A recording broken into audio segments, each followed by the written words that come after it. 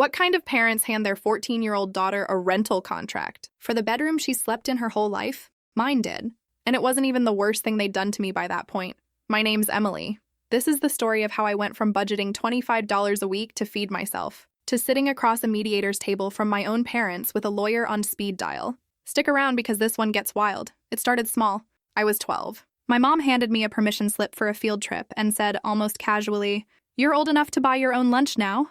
We're not made of money." That was the last time either of my parents bought me a single school supply. When I asked for notebooks that fall, my mom's answer was, "Figure it out. Kids your age get jobs."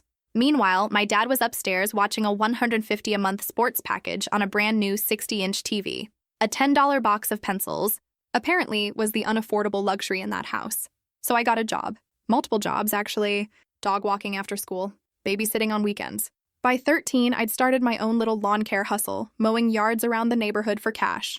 I bought my own clothes, thrift store finds because that's what $25 a week stretches to. My shoes had holes in them for most of 8th grade. I got good at pretending that was fine. My dad had a favorite line whenever I walked in exhausted from a shift. "Look at our little entrepreneur." Like this was character building. Like watching your daughter calculate grocery math to survive the week was some kind of parenting win. By the time I turned 13, they'd stopped buying food for me entirely. They'd order Chinese takeout twice a week for themselves, while my cabinet access was basically non-existent. I remember standing in the kitchen, stomach growling, watching them eat lo mein while my mom said, without a hint of irony, "You could get a job at the grocery store and buy your own food like an adult." I started eating in my room, not because I wanted privacy, because I couldn't stand watching them enjoy food I couldn't afford. Here's the part that still makes me laugh, darkly. I was better with money at 13 than either of my parents ever were as adults. I tracked every dollar. I compared prices. I reinvested in my lawn business. Meanwhile, they were buying new electronics and eating out constantly with zero savings to show for it. And still, my mom had the nerve to say, at a family gathering where I showed up in secondhand clothes, "It's embarrassing having a daughter who dresses like she's homeless. What will people think?" What I wanted to scream was, "They'll think exactly what's true. You stopped taking care of me 2 years ago." My dad, meanwhile, had turned my survival into a personality trait for himself. He'd brag to his golf buddies, "Watch what happens when you stop enabling your kids." She knows the value of a dollar, unlike these spoiled brats whose parents hand them everything. This from a man sipping a $40 bottle of wine at the country club. Then he lost his job, and suddenly the tune changed completely. "We're having some financial trouble," my mom said one evening, way too casually. "Could you help out with groceries?" "Just until your dad finds something?" I sat there stunned.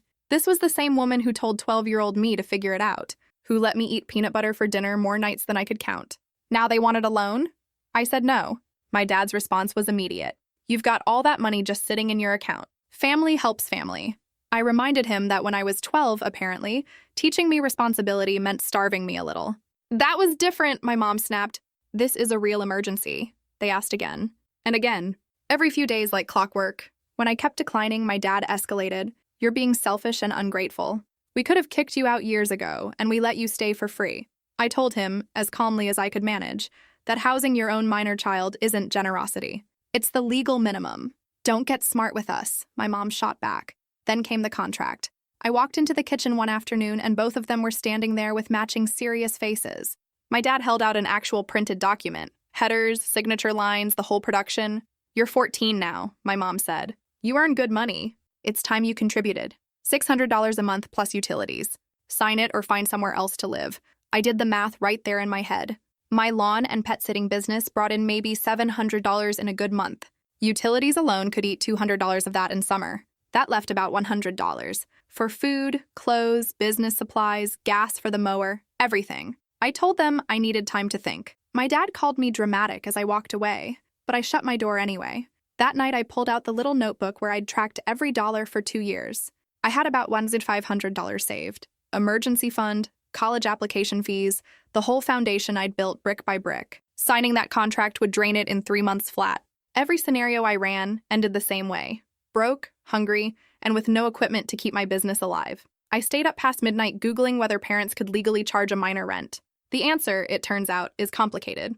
But one thing was consistent across every source. Parents are required to provide basic necessities: food, shelter, clothing, medical care, regardless of any rent arrangement. And mine hadn't bought me groceries in over a year, or clothes in 2.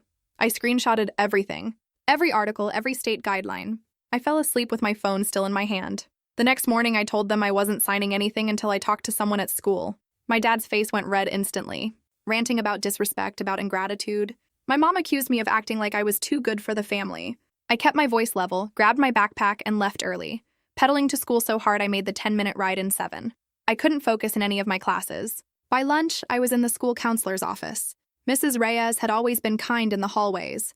Gray hair, cardigans even when it was warm, plants lining her windowsill. I told her everything. Being 12 when the school supplies stopped. Working since middle school, just to eat. The contract sitting on my kitchen counter with a pen already attached. She listened without interrupting once.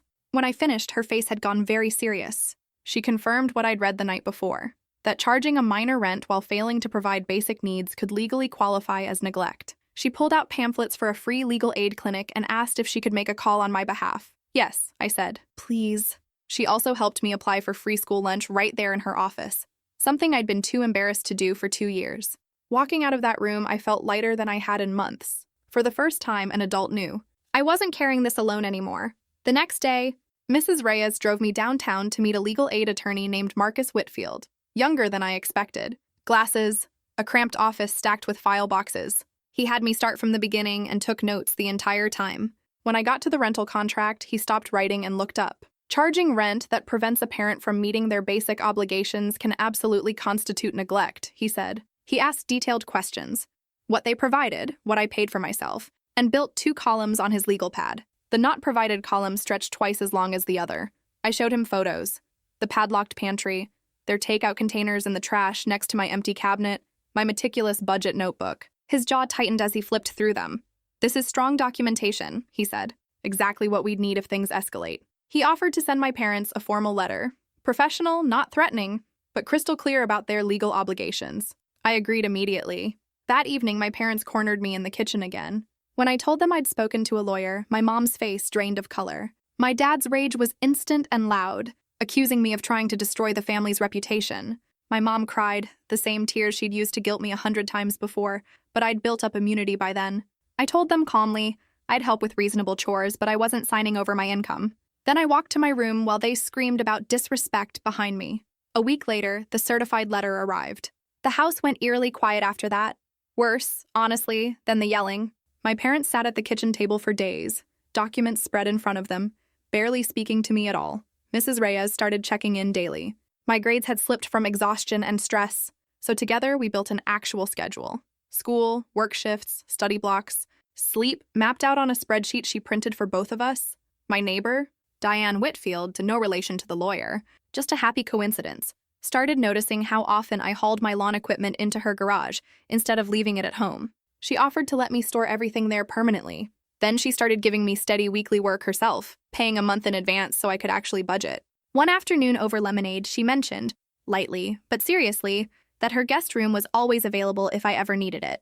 At home, my parents got creative with their pettiness. They started padlocking the pantry and rationing the fridge without technically denying me food outright. I began documenting everything. Time-stamped photos of the locked pantry, their takeout bags in the trash, my own dinner of peanut butter toast. Marcus had told me evidence mattered, and I intended to have plenty. Then my dad found out somehow that I'd been approved for free lunch, probably gossip from someone at church. He confronted me in the driveway, furious that people might think he and my mom were bad parents. My neighbor Diane's porch light flicked on across the street, and he lowered his voice mid-rant before storming inside. Weeks later, my lawnmower, my actual livelihood, got left out in the rain by accident while they moved cars around. It was ruined. I sat in the wet grass, staring at thousands of dollars of ruined equipment, closer to tears than I'd been in months. Diane found me there and told me flatly to move everything to her garage permanently. No more accidents. Around the same time, my manager at the grocery store, Ryan, offered me steady part-time hours with a small raise, reliable income I could actually plan around. When my dad found out he'd been snooping through my bank statements, I opened a prepaid account he had zero access to and set up direct deposit myself. Eventually, church gossip about our rent situation reached my dad, and the fallout at home got uglier. Mrs. Reyes arranged a formal mediation. Her, a district social worker, my parents, and me, all around a conference table. My parents spent the first 20 minutes listing every way I'd disrespected them. The social worker calmly redirected. What specifically do you currently provide? The silence that followed was its own kind of answer. We landed on a temporary written agreement. No rent in exchange for defined chores. My parents signed it looking furious but cornered. Progress came in fits and starts after that. My dad sold his golf clubs to cover credit card debt. My mom stunningly took a part-time retail job. Home-cooked dinners, cheap, simple, but real, started appearing more nights than not. For the first time in years, I ate at the table with them instead of hiding in my room. Of course, old habits die hard. The sports package mysteriously reappeared on the cable bill a few weeks later. When I confronted my dad about contributing to household costs again, I simply pulled up a photo of our signed mediation agreement. No rent until 17. He turned red and walked away. My mom tried a sneakier version next. Chore credits instead of rent. I told her that was rent with extra steps. Still no. Then my dad showed up at my job, screaming at me in front of customers about making them look like bad parents. My manager, Ryan, stepped between us, calm but immovable, and told my dad to leave or he'd call the police. I sat shaking on a step stool while my coworkers made sure I was okay, and made it clear that if he came back, they wouldn't hesitate to call for trespassing. That incident was the final straw. Mrs. Reyes filed a formal report with Child Protective Services.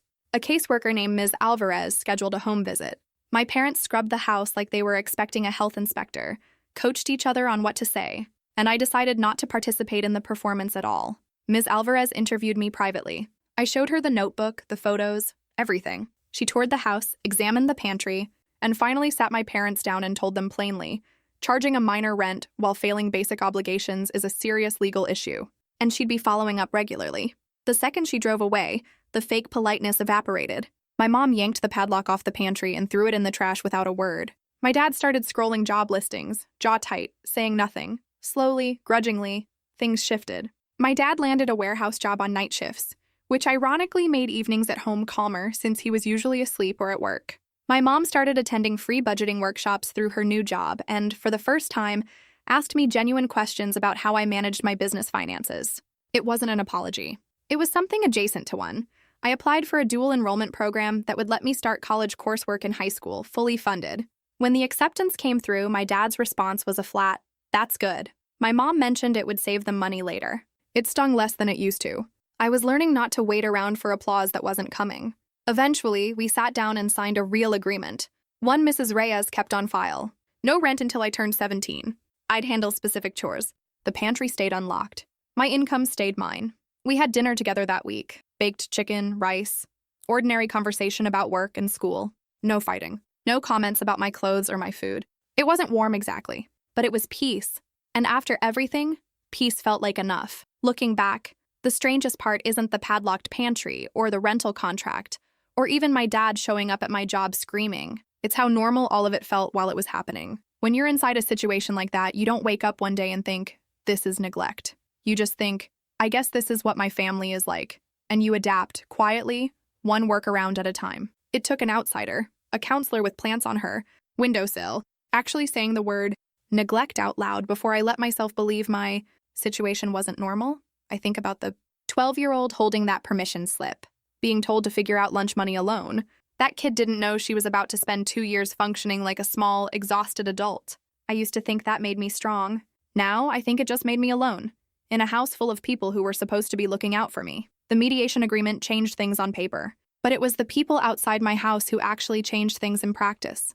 Mrs. Reyes, who never made me feel like a burden. Diane next door, who quietly made room for me without asking too many questions. Ryan at the store, who stood between me and my own father without hesitating. Marcus, who turned my panic into a folder of evidence and a plan. None of them were obligated to help me. They just did, which is more than I can say for the two people who legally were. My parents still don't fully understand what they did. My dad occasionally frames the whole ordeal as me overreacting to normal financial discipline. My mom, on her better days, gets close to something like remorse, usually while doing dishes, usually indirectly, usually followed by silence rather than an actual apology. I've stopped waiting for one. Some people give you closure. Others just give you enough peace to stop needing it from them. What I actually got out of all this wasn't revenge, and it wasn't really justice either. It was leverage. A paper trail. A caseworker who checks in. A counselor who has my back. A community college acceptance letter with my name on it. A prepaid account my father can't snoop through. A support system I built myself, out of people who chose me instead of people who were supposed to. If you're in a situation anything like mine, where the adults who were supposed to take care of you have quietly stopped and started treating your survival as a personality trait for themselves, please hear this. It is not normal. It is not your fault. And there are people whose entire job is to help you document it and fix it. A school counselor, a legal aid clinic, a trusted neighbor. You do not have to solve this by yourself in a notebook at 1 a.m., the way I did for 2 years before anyone else knew. I still keep the receipts, literally and figuratively. Mrs. Reyes checks in. Ms. Alvarez still does her rounds. My path to college is locked in. My parents are better with money now, mostly because someone's finally holding them accountable. Things between us will probably never be close. But I built something they couldn't take away. A paper trail, a support system, and proof that I could survive their failure and still come out ahead. Given where I started, scraping by on $25 a week and peanut butter dinners, that's a better ending than I ever thought I'd get.